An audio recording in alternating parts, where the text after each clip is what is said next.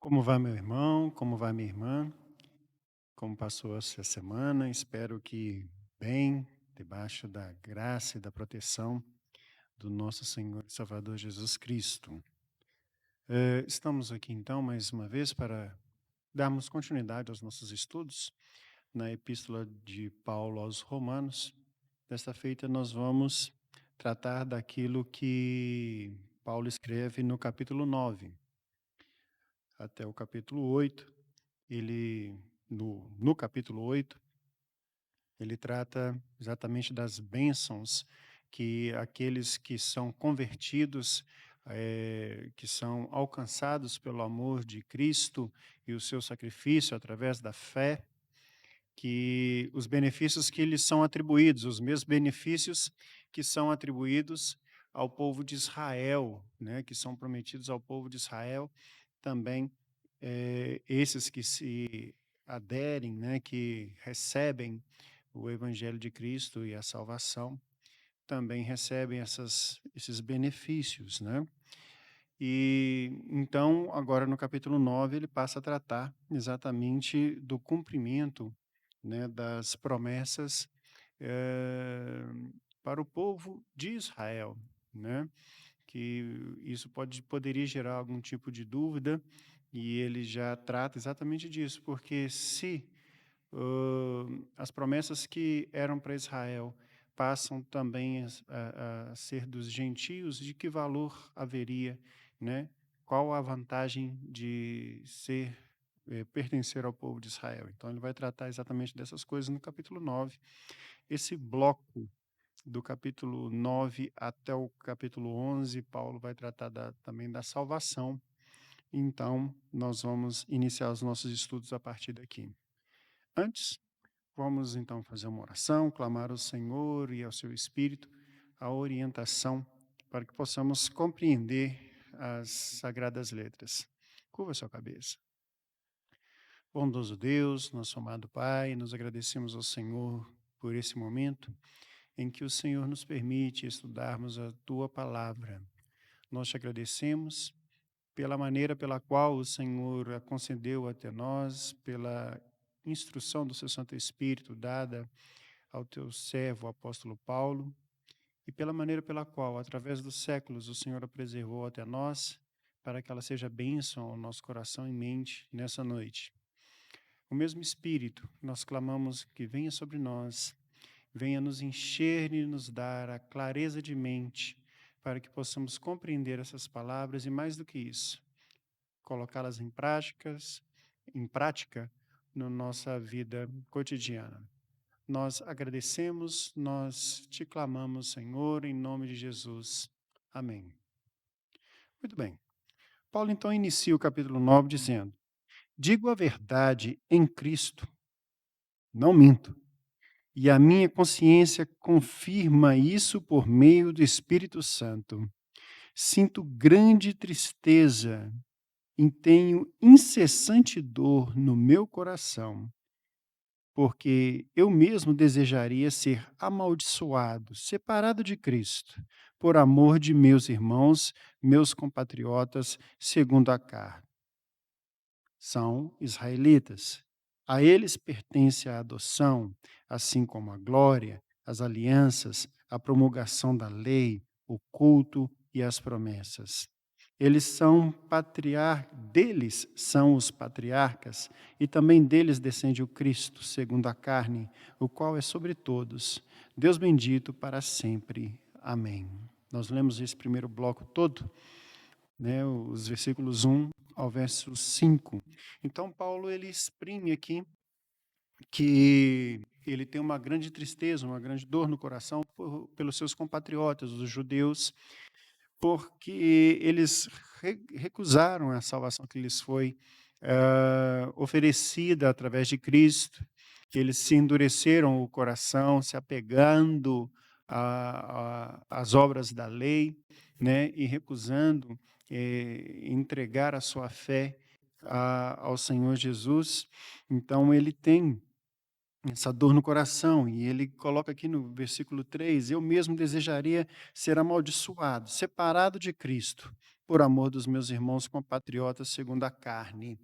Que ele coloca aqui? Que ele gostaria, se pudesse, de dar a própria vida, de ser separado de Cristo, de perder a salvação, se isso fosse possível, pelos seus irmãos e compatriotas. Tamanho o desejo que ele exprime pela salvação dos israelitas.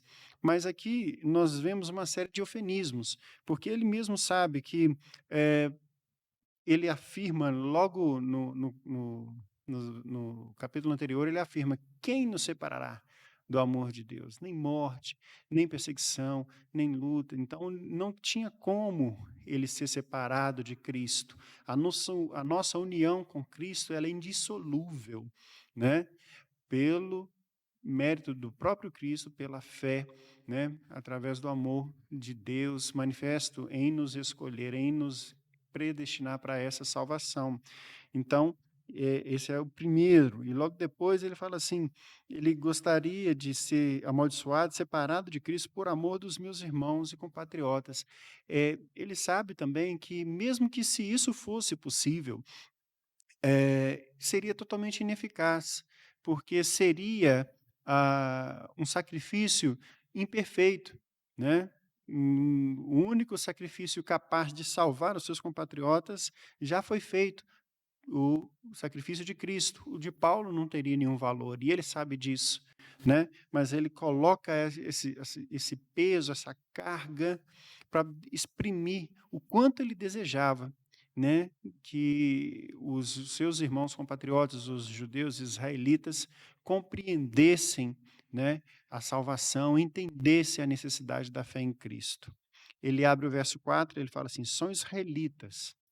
E esse verso 4 aqui, ele rende fácil, fácil, mais 2 meses de estudo, só esse verso 4 aqui, né. Então nós vamos, procurar ser bastante, comedidos nos nossos comentários, né. A eles pertence a adoção. Então vamos parando assim nas pontuações, porque ele vai, nós vamos entendendo. Então, primeiro, a eles pertence a adoção. A adoção é a ação de Deus através da qual ele toma para si, né, o povo de Israel.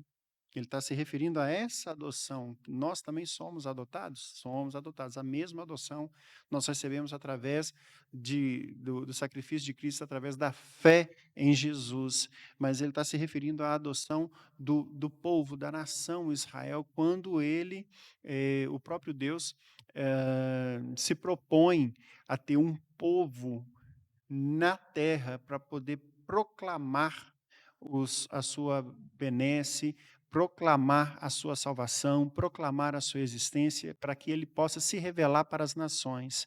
Então, ele adota esse povo lá em Abraão, quando ele promete, né, a Abraão fazer dele uma grande nação. Então, Israel não existia, não era povo, né?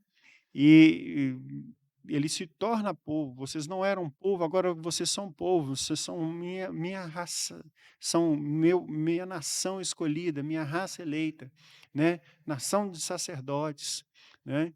E então, a eles pertence essa adoção. Nenhuma outra nação da terra foi adotada, como Israel foi na história, né. Nenhuma outra nação teve essa escolha, essa adoção da parte de Deus. E a adoção, nós vemos que é uma situação que não há mérito, né.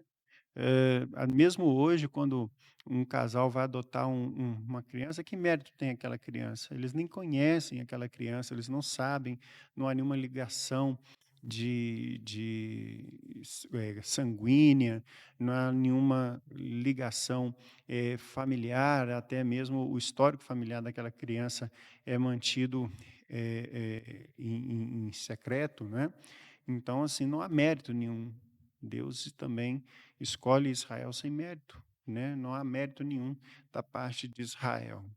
Então a gente vê que não é que Deus tenha mudado o seu, modus operandi, na realidade ele opera da mesma maneira, né. Muito bem, assim como a glória né, a glória que ele se refere aqui é o fato de ter sido escolhido, ter sido retirado, ah, do meio do ordinário, né, daquilo que é ordinário, que é comum, o povo de Israel é retirado e eles recebem a glória. Que glória? A glória da presença de Deus. Certamente Paulo aqui estava se referindo ao fato de Deus andar com aquele povo, tabernacular com ele, inclusive o próprio tabernáculo, onde Deus manifestava-se ali. A glória de Deus enchia aquele tabernáculo no Santo dos Santos, Deus falava com o sacerdote. Então, Deus tinha um relacionamento direto, a presença gloriosa de Deus estava com o povo de Israel. A gente pode ver isso no Êxodo, né? Nas mais diferentes oportunidades em que nós vemos Deus operando diretamente, né? De maneira direta com aquele povo, né, fazendo as suas ações. Então, é essa glória que ele está se referindo. Ele fala as alianças, né?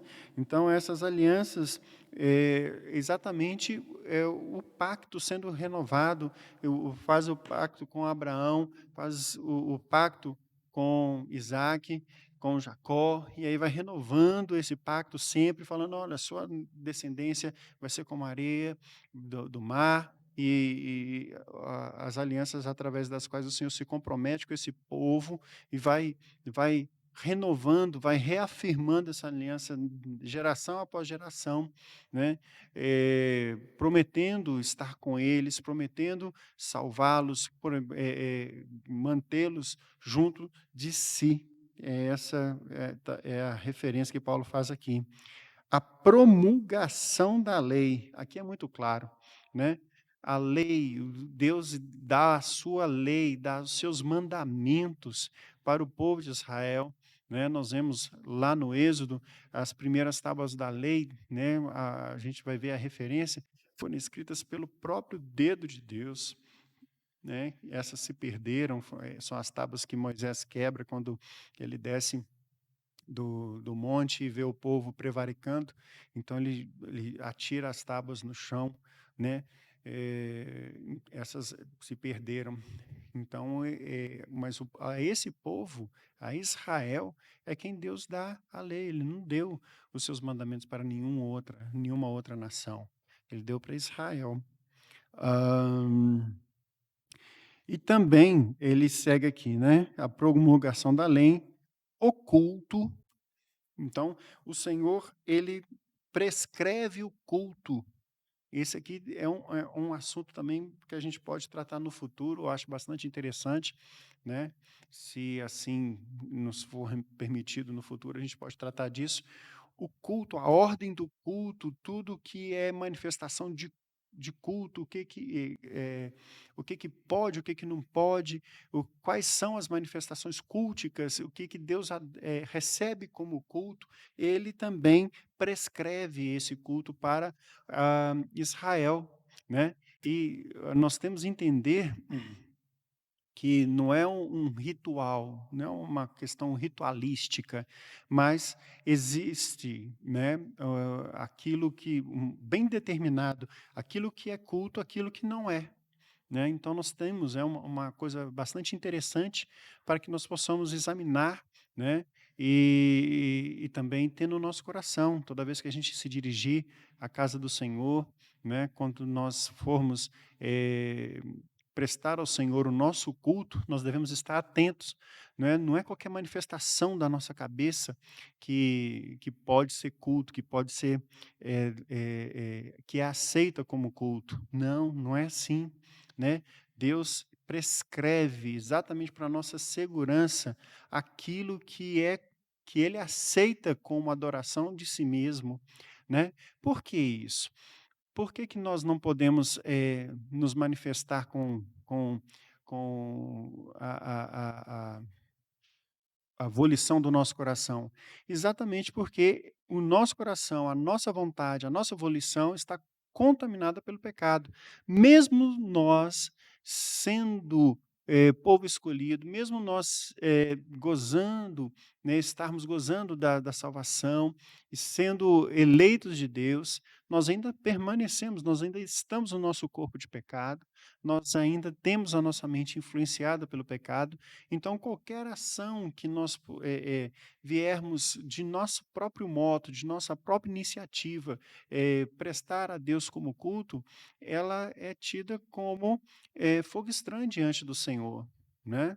A gente vai ver isso naquela situação em que a Arca da Aliança tinha sido tomada pelos filisteus e eles vão, né, os filisteus, depois daqueles episódios, né, todos com o deus Dagom deles, eles levam, mandam a arca embora, ela fica um tempo, né, fora de Jerusalém, e aí Davi vai buscar, leva uma junta de bois nova, que nunca tinha puxado nenhum tipo de carga, e coloca, leva os sacerdotes, coloca a arca, né, nesse carro, e Davi vem exultante pelo caminho, trazendo essa arca, né, de volta, e aí, num dado momento, nós temos esse relato, né, de que a junta de bois tropeça, né, e quando tropeça, usar com a melhor das intenções, olha só, a volição, a vontade, né, com a melhor da intenção, ele estende a mão para não deixar a arca cair no chão, né. E aí o que que acontece? O fogo do Senhor consome ele ali naquele instante, no momento que ele toca na arca. Por quê? Porque Deus prescreveu o culto, e ele prescreveu que ninguém haveria de tocar na arca, nem o sacerdote, né. Os sacerdotes, eles passavam um varal, passavam um uma haste de madeira por argolas nas extremidades da arca, e através dessas argolas, através dessas hastes, eles levantavam até o ombro e aí transportavam a arca da aliança. Ninguém haveria de tocar na arca. Se alguém tocasse na arca, esse sujeito haveria de morrer. Foi o que aconteceu com Isá, com Uzá. Então nós vemos o que que acontece. O Senhor prescreve o culto para si mesmo. Nós temos que ter muito cuidado, né, nessa situação, né. Ainda assim, o Senhor, Deus não mudou a sua maneira de receber o culto, então nós temos que ter bastante zelo nessa situação. Seguindo, fechando o verso 4, né, o culto e as promessas, né. Então, assim, o Senhor, ele entrega as suas promessas, as promessas de salvação, ele revela a todo mundo, a toda a humanidade, através de Israel, através dos israelitas. Como? Ele segue no verso 5, através, primeiro, dos patriarcas, né? O Senhor demonstra hã, o seu plano de salvação através dos patriarcas em fazer com que esses sujeitos, através de um, começando de um, Abraão, ele faz nascer, florescer uma nação inteira, Israel.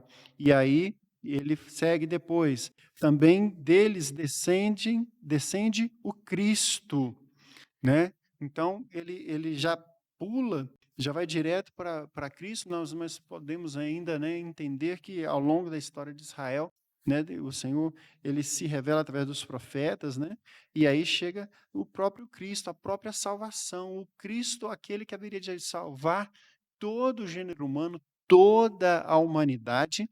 Vem de onde? Nasce onde? Em Israel, nasce israelita. Ele fala, coloca aqui, segundo a carne, o qual é sobre todos bendito para sempre. Amém. Então, o Senhor Jesus, o Cordeiro de Deus, que tira o pecado do mundo, nasce na nação Israel. Então, ele dói o coração, ele tem essa profunda tristeza por causa disso, porque mesmo sendo alvo de tamanha, bênção, de tamanho privilégio, né, o povo de Israel, né, não recebeu a salvação de Cristo. Verso 6: "E não pensemos que a palavra de Deus falhou, porque nem todos de Israel são de fato israelitas." E aí ele coloca, assim, você pode pensar, né, ele já, Paulo nessa maneira, ele já antevê, né, na sua didática, ele já antevê os questionamentos, as, as colocações antagônicas com relação ao seu raciocínio, né. Poderia se pensar então que o seguinte: olha, Deus falhou, então a palavra de Deus falhou, porque ele haveria de salvar todo Israel, mas aí ele coloca, falou assim: olha, em momento algum falou que salvaria todo Israel. E a partir daqui, né, ele começa exatamente a defender essa tese. Ele coloca assim: nem todos de Israel são de fato israelitas, nem por serem descendentes de Abraão são todos filhos. Pelo contrário, ele coloca aqui, ele cita, né? Por meio de Isaque será chamada a sua descendência. Então, ele cita aqui o texto de Gênesis, capítulo 21, verso 12, quando o Abraão estava contristado por ter dispensado Agar e Ismael, né, que Ismael era o filho da iniciativa, né, pecaminosa ali, né, de Abraão e Sara, né? Quando Deus fala assim, olha, vocês vão ter um filho, e isso não acontecia, ele dá a Sara dá Agar, a sua escrava, para Abraão. Abraão se deita com ela, e dessa união nasce Ismael, um filho fora do plano de Deus, um filho fora da promessa de Deus, que a promessa de Deus haveria de passar por Sara, né? Deus tinha falado com Sara e não tinha falado, né, a respeito de nenhum arranjo, né, humano. Ele falou direto para Sara. E aí ele fala assim: ó, não se preocupe, né? Ele não se preocupa com a escrava, não se preocupa com o filho dela. Ele também vai ser uma grande nação. Eu vou cuidar deles, ele também vai ser uma grande nação. Mas através de Isaque é que será chamada a sua descendência. Então, o que acontece? Primeiro aspecto que Paulo aqui explora não é o fato de ser descendente de Abraão, simplesmente, ser sangue de Abraão. Ismael também era, mas Deus já havia determinado que ele ia fazer, cumprir a sua promessa através de Isaque, não de Ismael. Através do filho de Abraão com a sua esposa legítima Sara. Era isso. Então, Paulo inicia aqui o seu argumento de que não é o fato de ter o sangue de Abraão que a salvação era garantida, né, a esse portador dessa linhagem étnica. Vamos seguir aqui que vai ficar mais claro mais para frente. Ele fala, verso 8: isto é, não são os filhos da carne que são os filhos de Deus, mas os filhos da promessa é que são contados como descendência, né? Então ele está argumentando exatamente isso. Não são os filhos da carne, porque se fosse os filhos da carne, o Ismael haveria de ser contado juntamente com o povo que veio dele, né? Os árabes, né? Então não haveria de ser os descendentes de Ismael. Mas os filhos da promessa. A promessa foi feita para quem? Para Abraão e para Sara. É esses com quem o Senhor escolheu ter compromisso, escolheu estar, ser o seu Salvador, estar junto com eles. Verso 9: porque a palavra da promessa é esta: por esse tempo voltarei e Sara terá um filho. Ele volta a citar, então, o texto lá de Gênesis, lá no capítulo 18 agora. Ele cita quando o Senhor visita, né, naquele episódio em que o Senhor visita Abraão e lhe faz, né, o anjo do Senhor lhe faz essa promessa. Fala assim: olha, né, de hoje né, por esse tempo, 1 ano, eu vou voltar aqui e Sara vai estar com um bebê. Ela vai ter um filho. E aí acontece aquele episódio que ela se ri e tudo, mas a promessa, então, deixando claro que a promessa, Paulo está argumentando justamente isso. A promessa era Abraão, Sara. Era através daí que viria. Ele vai dar mais exemplos. Segue no verso 10. E isso não aconteceu somente com ela, mas também com Rebeca, ao conceber de um só, de Isaque, nosso pai, então ele segue aqui o raciocínio. E os gêmeos ainda não eram nascidos, nem tinham feito o bem ou o mal, para que o propósito de Deus quanto à eleição prevalecesse, não por obras, mas por aquele que chama. Ah, isso é muito interessante. Vamos parar aqui. Então, ele pula uma geração agora, ele vai para os filhos de Isaac. Ele fala assim: olha, isso aconteceu também com a Rebeca. A Rebeca teve gêmeos de um só, de Isaac, ou seja, os dois eram sangue, né, do Isaac. Era exatamente, inclusive os dois eram gêmeos. Mas o que é que acontece? Eles não tinham feito, inclusive não tinha feito mal nenhum, nem bem, para ficar claro que não é mérito. O propósito de Deus com relação à eleição, né, a palavra eleição aparece aqui, não é, mérito de fazer o bem ou de escolher, né, Jesus, se é que a gente pode fazer isso na realidade, é o Senhor quem nos escolhe, né, através do seu chamamento, da sua eleição. Então o que acontece? Não por obra alguma. O que que havia de diferente entre os dois? Os dois inclusive eram gêmeos, né, mas o que que acontece? Ele exatamente para que o mérito não seja por obra, não seja pela criatura, não seja do filho, não seja do do do homem, mas para que o mérito seja totalmente de quem chama. Quem é que chama? Deus. Então, na salvação, o homem ele é simplesmente o alvo, ele é passivo, ele não é ente ativo, né.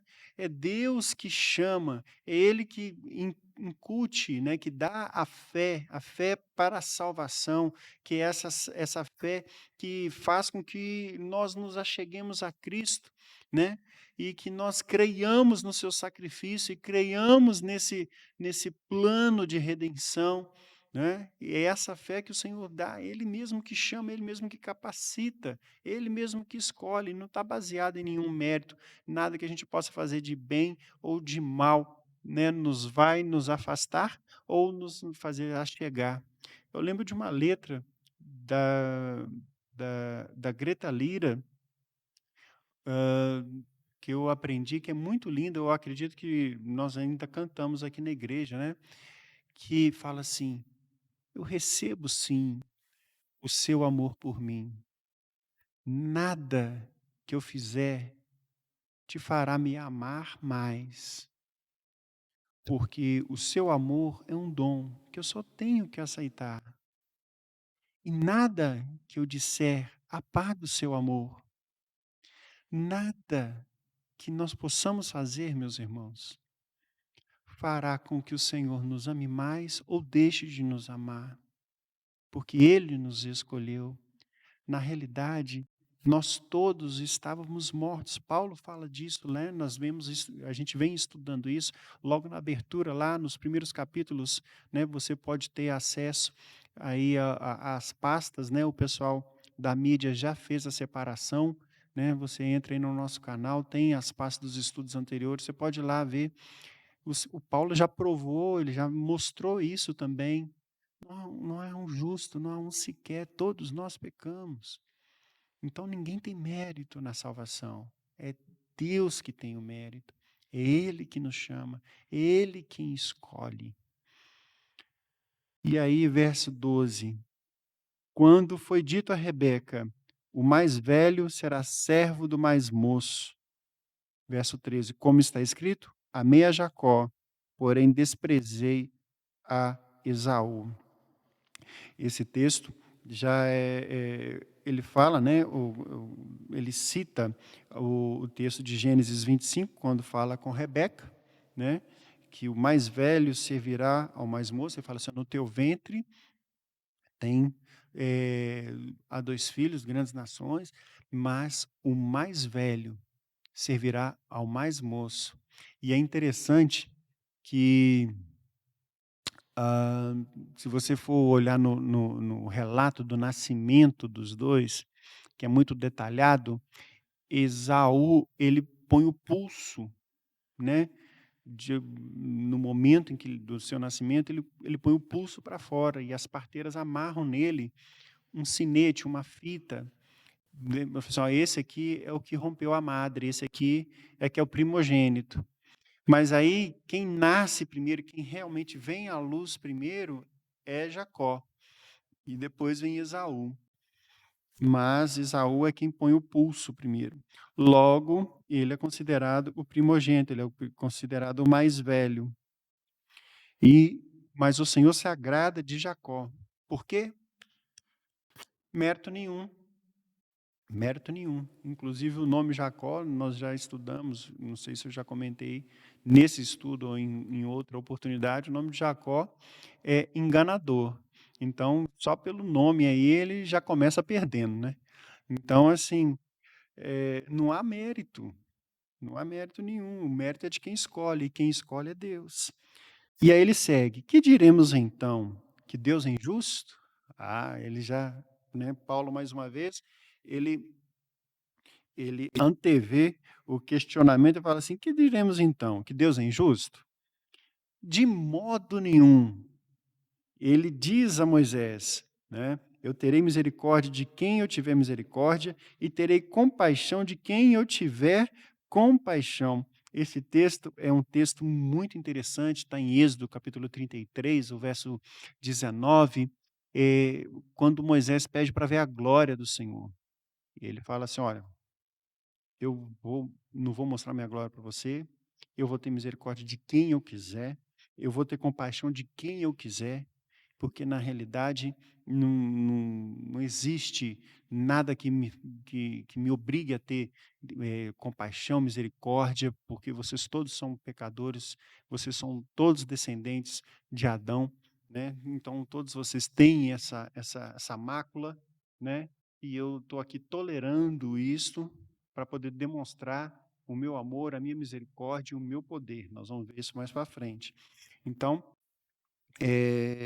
o Senhor, o que que Paulo está dizendo aqui, citando esse texto de Êxodo, né? Ele está demonstrando que o Senhor é soberano. Ele está afirmando a soberania de Deus. Deus, ele escolhe quem ele quer. Por quê? Porque é tudo dele. Eu costumo, lá na classe dos, né, na minha classe de escola dominical, eu estou até sentindo muita falta, muita saudade dos meus meninos, né, por assim dizer. Um exemplo que eu dou é o seguinte: você resolve plantar lá no quintal da sua casa, no seu sítio ou no seu apartamento, numa jardineirinha, você resolve plantar cebolinha, né, é uma hortaliça, nasce e cresce rápido, é muito bacana e é um bom tempero. Você fala assim: "Eu quero plantar cebolinha." E aí o que que você faz? Você compra a sua jardineirinha, coloca ali a terra, o substrato, o adubo, vai lá na loja, né,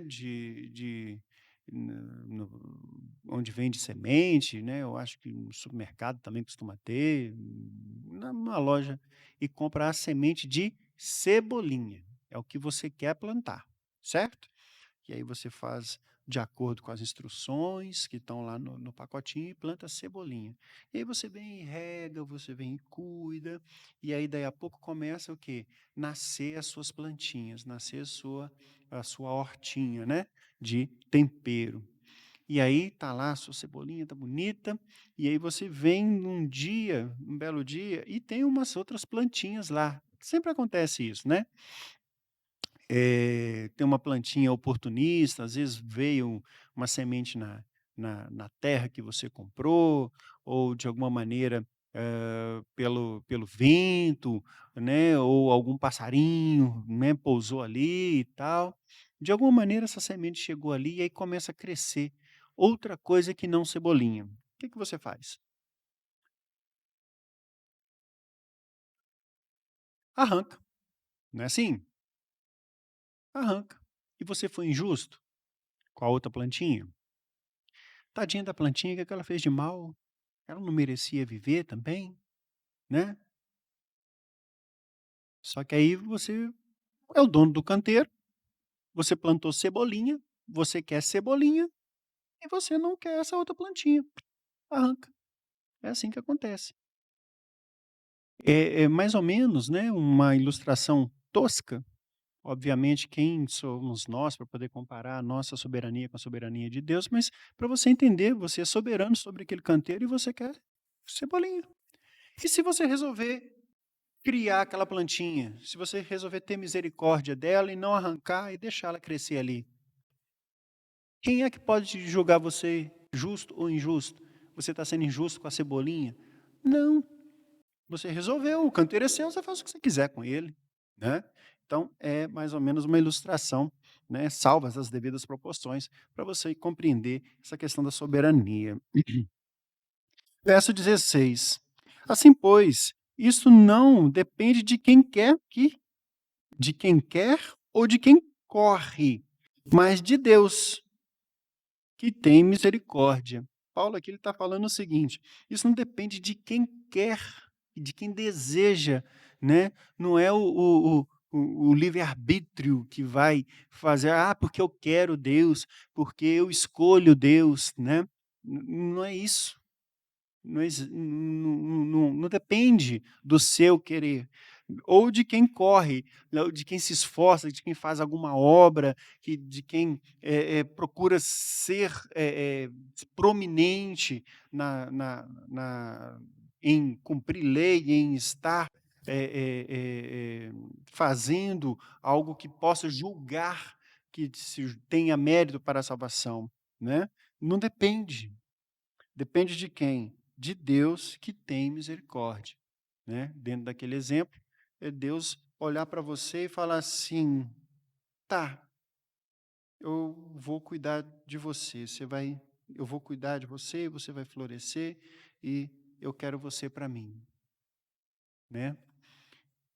Segue o verso 17: "Porque a escritura diz a Faraó", outro exemplo que ele coloca aqui, olha só que interessante. Esse exemplo é bem interessante mesmo, que ele vai falar de uma outra situação que a gente quer explorar aqui.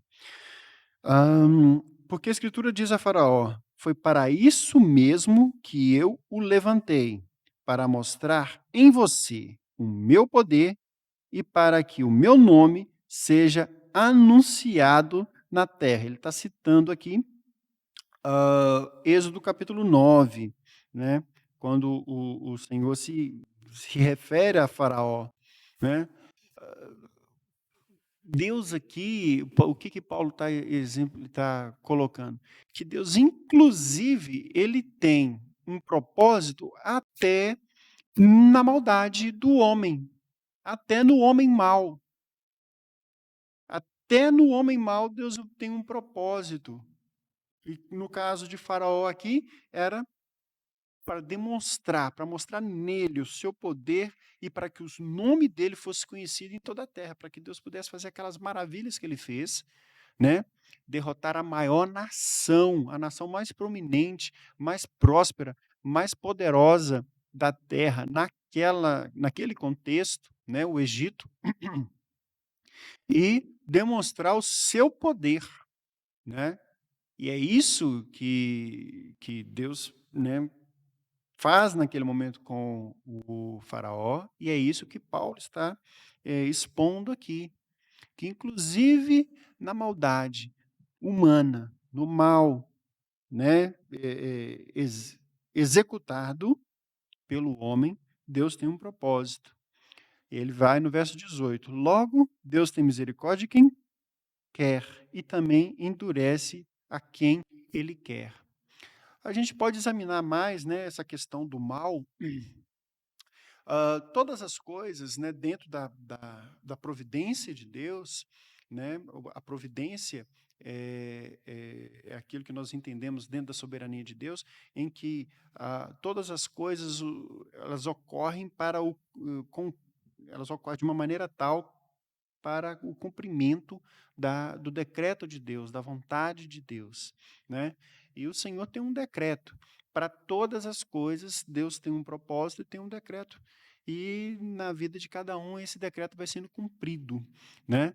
Então, assim, essa questão do mal, aí você pode pensar assim: "Puxa vida, e se Deus é bom, né, por que o mal existe, né?".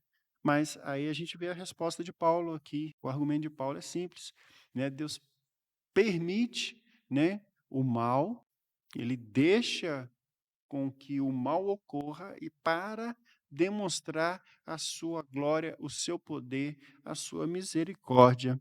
Então, assim, Deus faz o que ele quer, né? E no verso 18, Paulo afirma que Deus faz o que quer. Ele tem misericórdia de quem ele quer, ele também salva a quem ele quer, a quem ele deseja. É assim que acontece. Verso 19. Mas aí você pode dizer, né? Por que Deus ainda se queixa? Pois quem pode resistir à sua vontade, né? Aí Paulo, ele levanta um questionamento exatamente que eu já ouvi demais, inclusive na minha tese, né, de conclusão de curso lá no seminário, eu apresentei exatamente a respeito da questão do mal, né, e aí o que que ocorre? Muita gente se levanta, né, e fala assim: "Ah, então ah, já que é a vontade de Deus, a gente não pode resistir e que ele decretou, né, alguns para o mal, então por que que ainda reclama? Por que que ele ainda fala assim: "Olha, raça de víboras, arrependam-se", e etc e tal. Aí Paulo responde aqui: "Mas quem é você, meu caro amigo, para discutir com Deus? Será que o objeto pode perguntar a quem o fez: Por que me fez assim?". E segue: Será que o oleiro não tem o direito sobre a massa para, do mesmo barro, fazer um vaso para a honra e outro para a desonra?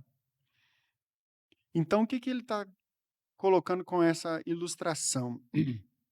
Ora, você está querendo arrazoar com Deus? Essa que é a pergunta que ele está falando. Você está querendo arrazoar com Deus? Você está querendo discutir, filosofar com Deus? Você está querendo questionar a justiça dos atos de Deus? Primeiro, Deus não tem obrigação de salvar a ninguém. Ninguém. Então, se ele ainda permite o mal, é para poder demonstrar a sua bondade. E se alguma pessoa ela faz o mal, recebe em si a justiça, o castigo pela sua maldade, pelos seus atos, e ainda assim, nos seus atos de maldade, ela ainda estará cumprindo a vontade, o decreto de Deus. E Paulo coloca isso com bastante clareza. Ele não vai muito profundo, ele não fica filosofando muito a respeito. Ele coloca o exemplo do oleiro, né? O oleiro, aquele que faz o vaso, ele não tem o direito sobre a massa para fazer do mesmo barro, da mesma massa, da mesma argila. Ele pode fazer 2 vasos. Os 2 vasos podem até serem iguais, mas um vai guardar água e o outro vai guardar esterco. Você ele não tem o direito para isso, né. A gente volta naquele exemplo lá do canteiro de Cebolinha, é mais ou menos a mesma coisa, né. Nesse caso aqui, quem é o oleiro? Deus, obviamente, né. Ele faz um vaso para a honra e outro para a desonra. Simples assim, né.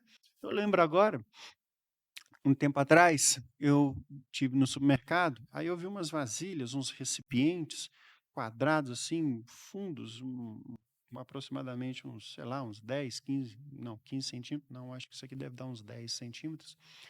E eu falei assim: "Nossa, isso aqui vai ser muito bom para eu ter em casa". Às vezes eu preciso de uns recipientes grandes assim, para poder eu gosto de cozinhar, os irmãos me conhecem, então às vezes eu quero, às vezes temperar uma carne, às vezes fazer alguma coisa, isso aqui vai ser bastante interessante.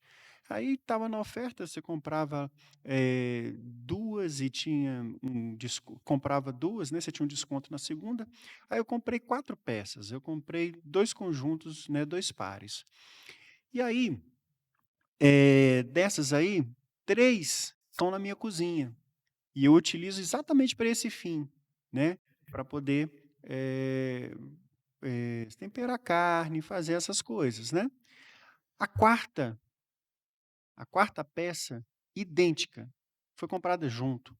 Não tem nenhum defeito, ela não veio arranhada, não veio nada. Eu simplesmente falei assim: "Não, essa aqui eu separei", e é nessa que minha esposa às vezes faz as coisas, as obras, né, as artes dela lá, e às vezes ela vai com o Vitor lá, ela faz sabão, né, de óleo reciclado, ela faz sabão e usa a vasilha que é grande assim, né, ela coloca a massa ali, deixa secar e faz os tabletes de sabão. Eu, às vezes, utilizo essa mesma vasilha depois que ela está lavadinha, porque ela, obviamente, é utilizado para fazer sabão, obviamente, ela vai estar limpa, né. Eu já utilizei para poder trocar o óleo da moto. Fui lá, tirei o bujão, deixei o óleo da moto cair ali, né, depois escoei ele para um vidro e levei para a loja para reciclar. Depois lavou. Obviamente, essa vasilha, ela não vai na cozinha, nunca mais foi. Ela fica guardada lá no meio das ferramentas e é utilizada para esse fim. E qual que é a diferença dela em detrimento da outra? Nada, é feito do mesmo material, foi comprada na mesma, condição, não tem nenhum defeito, né. Inclusive, algumas das que eu uso na cozinha já estão com umas marquinhas de faca, né, que às vezes você passa a faca ali, ela arranha e etcétera. A outra não. A outra está perfeitinha, lisinha, do jeito que foi comprada, né, mas ela foi separada para aquele fim. E ninguém pode questionar quem é que pode chegar para mim e questionar a minha justiça ou a minha injustiça em ter separado aquela para aquele outro fim. Então é exatamente essa questão que Paulo está colocando aqui. E ele segue no verso 22.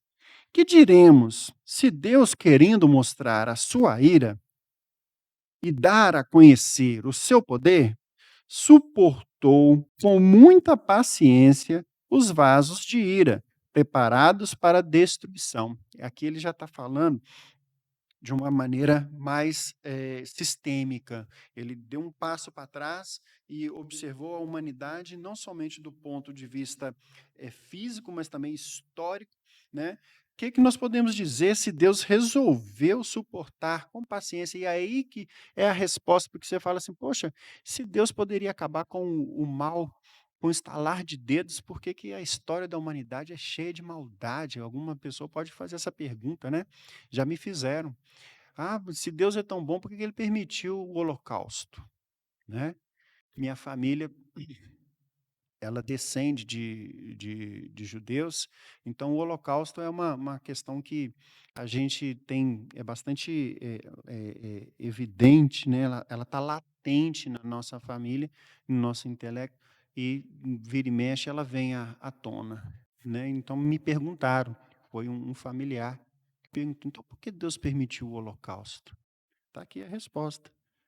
Paulo responde e fala assim: Deus, com muita paciência, tem suportado, né, as ações dos vasos separados, né, os vasos de ira, preparados para quê? Para destruição. Simples assim. E por que que ele está suportando? Porque foram escolhidos esses vasos de ira para poder demonstrar, né, neles será demonstrado toda a justiça de Deus. No tempo oportuno, né? No dia da sua glória. Aí ele continua o raciocínio no verso 23. A fim de que também dê-se a conhecer as riquezas da sua glória nos vasos de misericórdia, que de antemão preparou para a sua glória. Então, o que, que ele está falando isso? Deus, o que, que nós podemos argumentar? Que diremos nós se Deus ele resolveu permitir que os vasos da ira agissem, fizessem toda a sua maldade, né, para que também, através dessa maldade, fosse dado a conhecer à humanidade, de uma maneira geral, a sua misericórdia. Qual misericórdia? No fato dele escolher ainda alguns para a sua salvação, escolher os seus eleitos do meio desses filhos, desses vasos de ira, ele escolhe os seus eleitos, ele escolhe os seus eleitos, já que ninguém tem mérito, já que todo mundo é pecador, ele escolhe alguns. Qual o critério? Só Deus sabe. Mérito tem algum? Nenhum, da parte de ninguém. E aí ele escolhe para manifestar aqueles que de antemão ele escolheu para a sua glória. Verso 24. Esses vasos escolhidos do meio dos vasos da ira, né? Não está escrito, eu estou só raciocinando em cima. Esses vasos somos nós, a quem também chamou, não só dentre os judeus, mas também dentre os gentios. Como, verso 25, como diz em Oséias, chamarei de meu povo ao que não era meu povo, e de amada a que não era amada. A gente dá uma paradinha aqui no verso 25, ele está citando aqui, Oséias capítulo 2, o verso 23. Né? Então, o que, que ele está colocando aqui? Ele está demonstrando exatamente, Deus, quem são esses vasos escolhidos?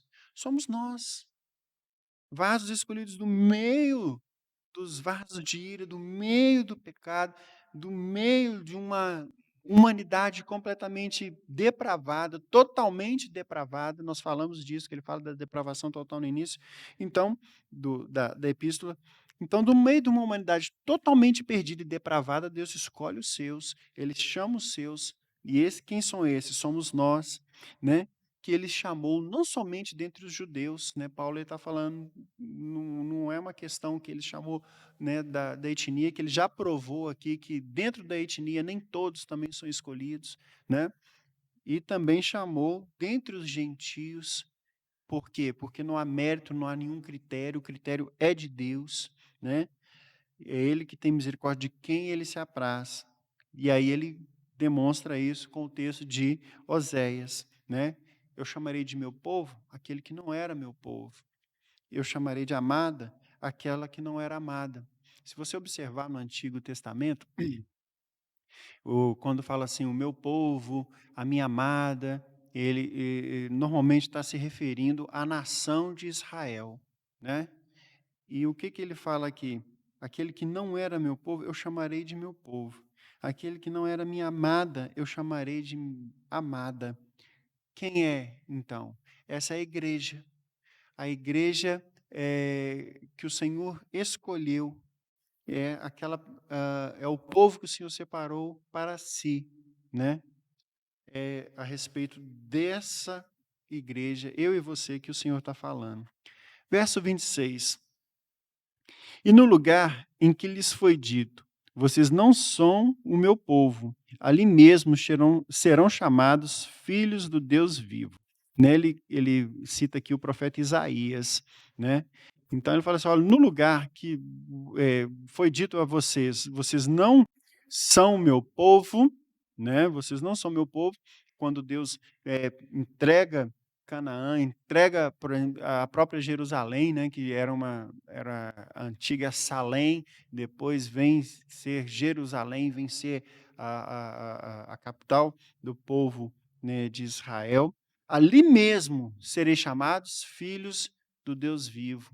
Então, o quê? Os gentios que haviam sido espalhados, aqueles que não eram nação, ali mesmo eles vão ser agregados no dia final e vão ser chamados de filhos do Deus vivo, ou glória, né? Coisa boa. Nós estamos no meio desse povo aqui, ó, que não éramos, nós não somos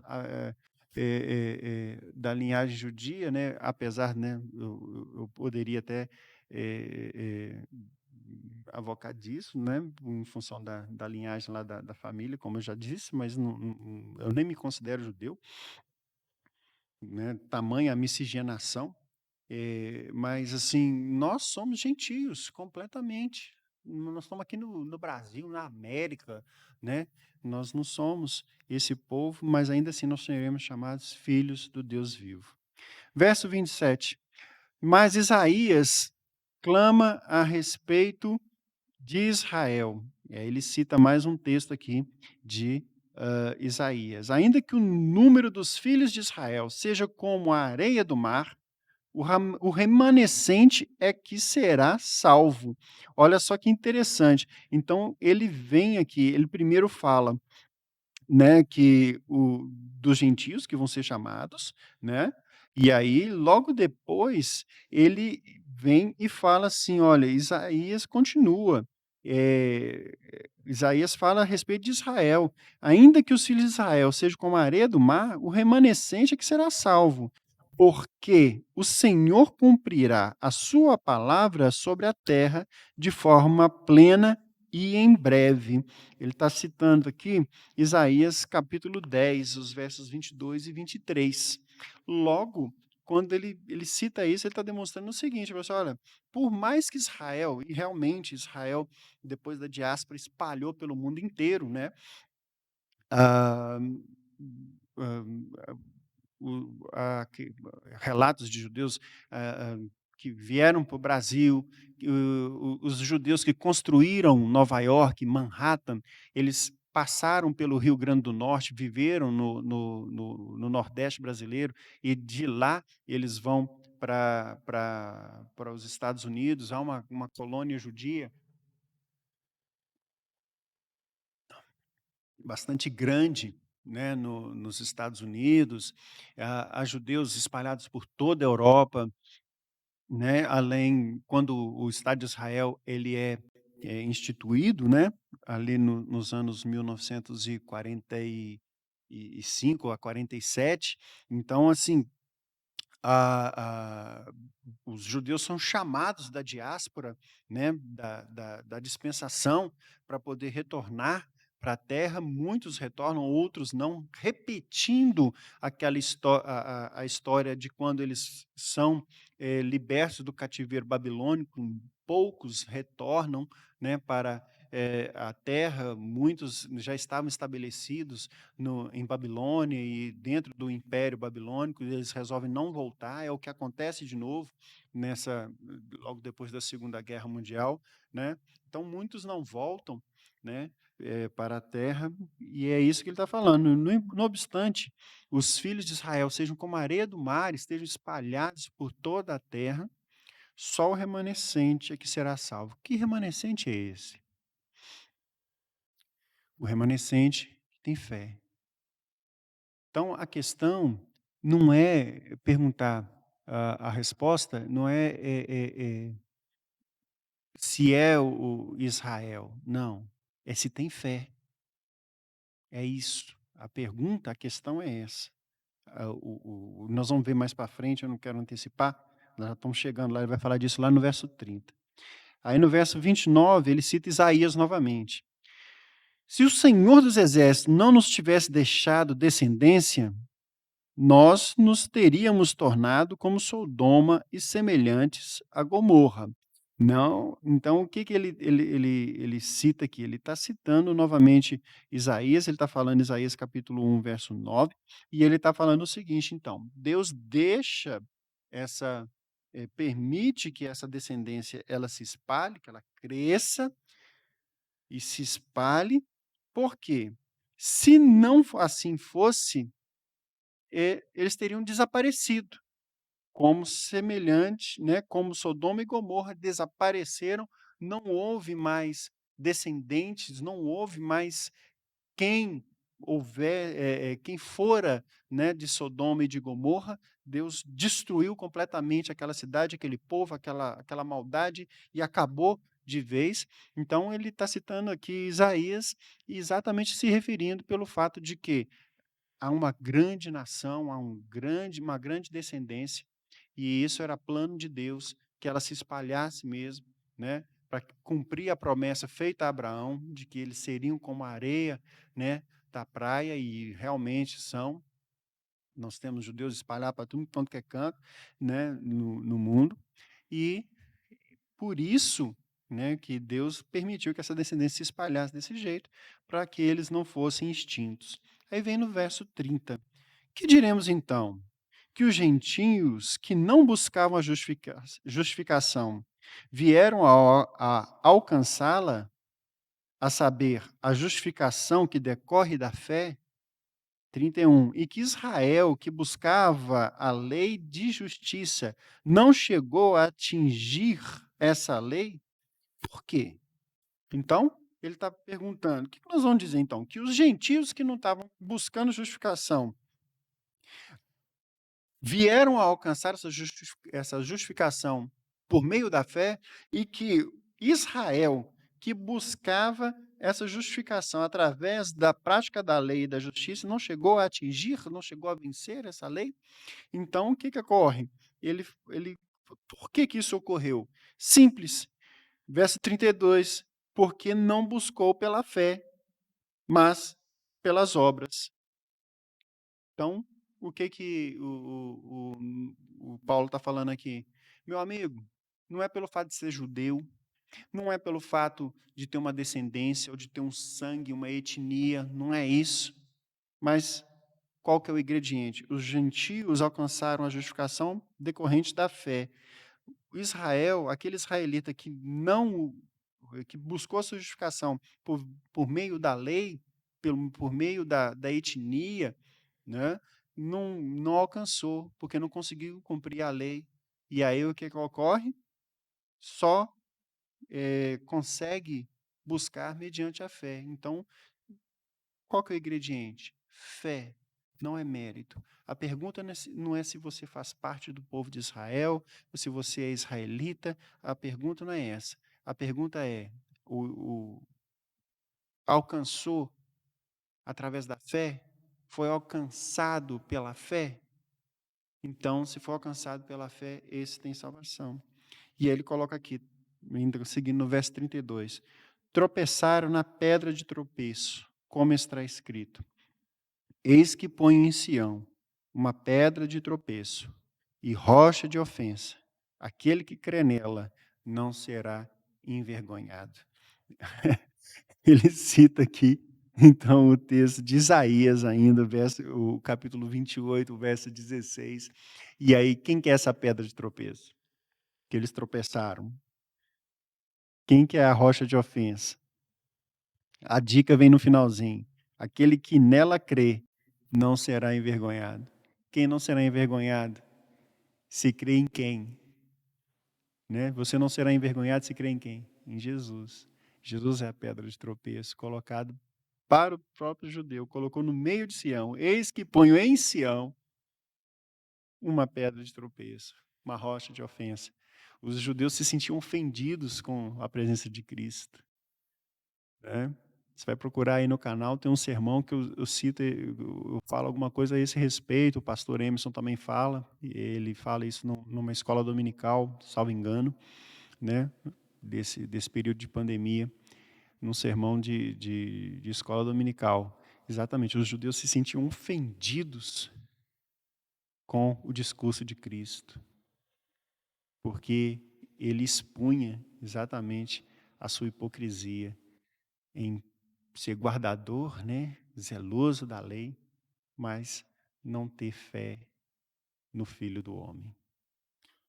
Que o Senhor tenha misericórdia de nós, que nós possamos ter cada vez mais, a cada dia mais, multiplicado a nossa fé em Cristo. Em nome de Jesus. Eu quero convidar você a meditar nesse texto, né, durante essa semana, e que você possa, né, colocar em prática aquilo que nós aprendemos aqui, em nome de Jesus. Vamos orar? Senhor nosso Deus, nosso amado Pai, nós te agradecemos, porque não é mérito nosso. A sua soberania e infinita misericórdia são, ó Deus, manifestadas no fato de o Senhor nos escolher, nos eleger para a sua salvação, nos capacitar a termos fé em Cristo, a fé salvadora, que não vem de nós, é dom do Senhor que é nos dado. Muito obrigado por Jesus, e que nós possamos sempre, a cada dia, ter multiplicado essa fé e exercer essa fé em Jesus. É a nossa oração que te fazemos, Pai, em nome de Cristo. Amém. Que o Senhor nos abençoe e até a próxima semana com o estudo do capítulo 10.